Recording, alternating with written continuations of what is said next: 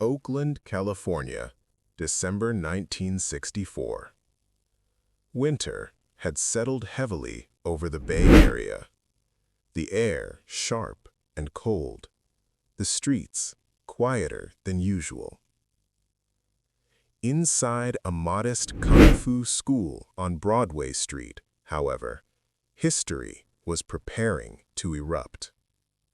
Behind locked doors, far from cameras, reporters, or spectators, a confrontation was taking shape that would permanently alter the course of martial arts philosophy.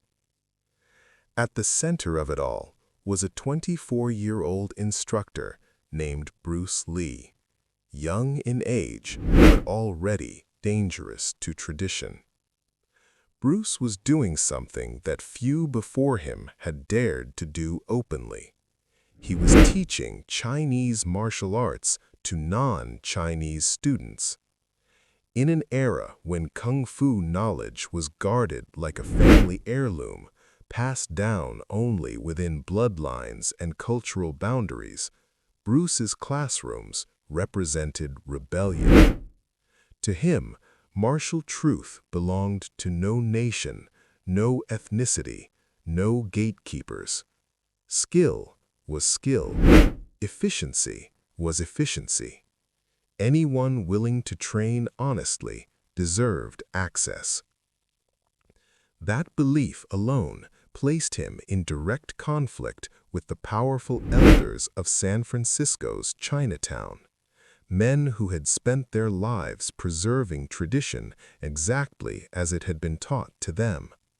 They watched Bruce carefully, with growing resentment, seeing his mixed classes not as progress, but as betrayal. 3 days before the fight that would become legend, their warning arrived in silence. A young messenger entered Bruce's school mid-class, offering no bow, no courtesy, only an envelope written in formal Chinese script. The message was unmistakable: stop teaching outsiders or face consequences. Bruce's response shocked his students. He laughed, folded the letter, and returned to teaching. But something in him sharpened that day. His movements became tighter, his strikes more precise, his energy colder. He knew a challenge was inevitable.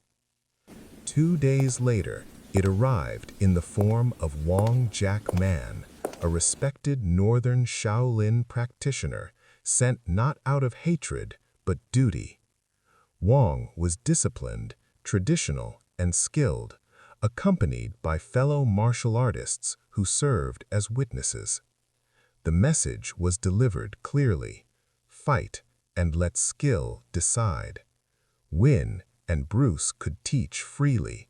Lose and his school would close. No rules, no referees, no honor beyond what the fighters carried themselves. Bruce accepted without hesitation, requesting only 2 days to prepare. When the men left, Bruce did not celebrate or boast. He trained differently. Gone were flashy techniques and demonstrations. He drilled fundamentals relentlessly: footwork, timing, interception. Linda noticed immediately. This was not performance training. This was survival preparation. Bruce wasn't obsessed with winning. He was obsessed with discovering the truth. On the morning of December 5th, he prepared quietly, refusing witnesses he loved, knowing this was something only fighters should see. At exactly 2 p.m., Wong Jack Man arrived with elders from Chinatown, transforming the private match into a symbolic trial. The room filled with silent observers, 2 philosophies facing each other not just through fists, but through belief. And as the door closed behind them, something irreversible began. When the match began, It did not explode. It breathed. Two men circled, measuring distance, intent, and restraint. Wang Jack Man stood in classical northern Shaolin posture, textbook perfect, balanced, rooted, confident in form. Bruce Lee's stance was different, lower, looser, constantly shifting. It was unfamiliar, unfinished, alive. Wang struck first, a clean, traditional straight punch meant to test reaction. Bruce slipped it effortlessly, offering no counter, only observation. Again, Wang attacked, layering technique with precision, combinations shaped by years of disciplined form training. Bruce blocked, checked, absorbed, learned. To untrained eyes, Wang appeared dominant, pushing forward while Bruce retreated. But Bruce wasn't running, he was reading. He was cataloging timing, weight transfer, rhythm. When Wang increased pressure, Bruce allowed it, letting the attack reveal its own limitations. Then, without warning, Bruce stopped retreating. As Wang threw another familiar punch, Bruce intercepted it mid-motion, trapping the arm and stepping inside the space where traditional techniques collapsed. What followed happened too fast for clean memory. Short, explosive punches fired in rapid succession, no wasted movement, no wide swings. Wang tried to disengage, but Bruce denied space, denying reset, denying tradition its breathing room. This wasn't a demonstration, it was pressure. Wang adapted, angling laterally, kicking to regain range, but Bruce flowed forward like water, closing gaps before techniques could bloom. The elders watching grew uneasy. This was not how Kung Fu was supposed to look. No pauses, no form, only function. As minutes passed, Wang's breathing grew heavy. His training demanded space to operate, and Bruce was starving him of it. Desperate, Wang shot for a takedown, abandoning tradition for survival. Bruce sprawled instinctively, striking short and hard, forcing release. From that moment, the fight became chaotic. Wang circled the room, chased by Bruce's relentless pursuit, equipment scattering, walls closing in. This was no longer style versus style, it was will versus collapse. Wang threw everything he had left, spins, jumps, desperation, but Bruce absorbed, countered, dismantled. Around 5 minutes in, Wang's body betrayed him. His movements slowed, technique degraded, exhaustion took command. When his back hit the wall, the end seemed near. A master called for the fight to stop, declaring the point proven. Bruce refused. He demanded completion, not cruelty, but clarity. Wang stood again, trembling, pride barely holding his structure together. In the final exchange, Wang lunged. Bruce slipped, trapped, swept, and brought him to the floor. Control was established. The question was asked. The resistance ended. Silence followed. Bruce stood victorious, but not satisfied. He had won the fight, but in his mind, he had failed the lesson.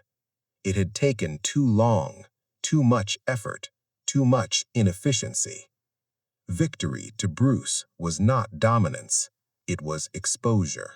When the room emptied and the witnesses disappeared into legend, Bruce Lee did not celebrate.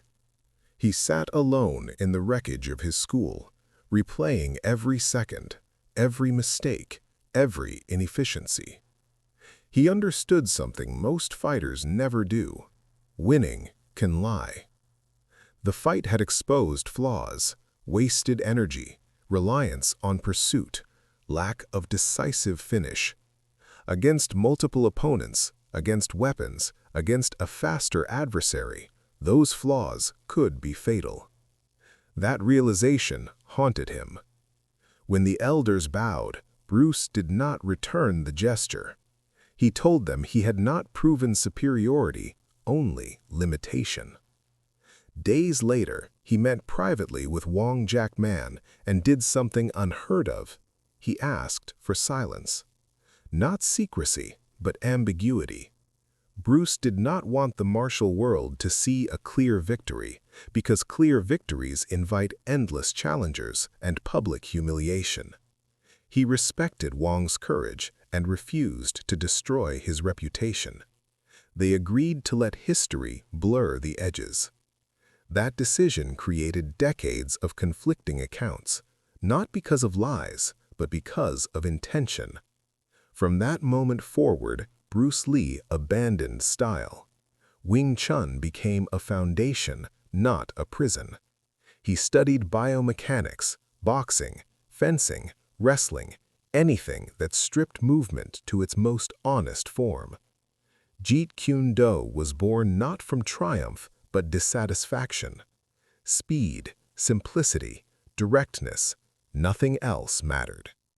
Wang Jackman too evolved, quietly integrating adaptability into his teaching.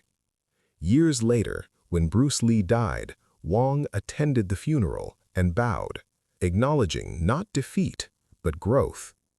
The real secret Bruce never wanted public wasn't the fight, it was the lesson. That tradition without evolution becomes weakness. That form without function is illusion. That the greatest opponent a martial artist will ever face is comfort. That 8-minute fight did not make Bruce Lee famous, but it made him inevitable. His legend was forged not in victory, but in the refusal to be satisfied with it.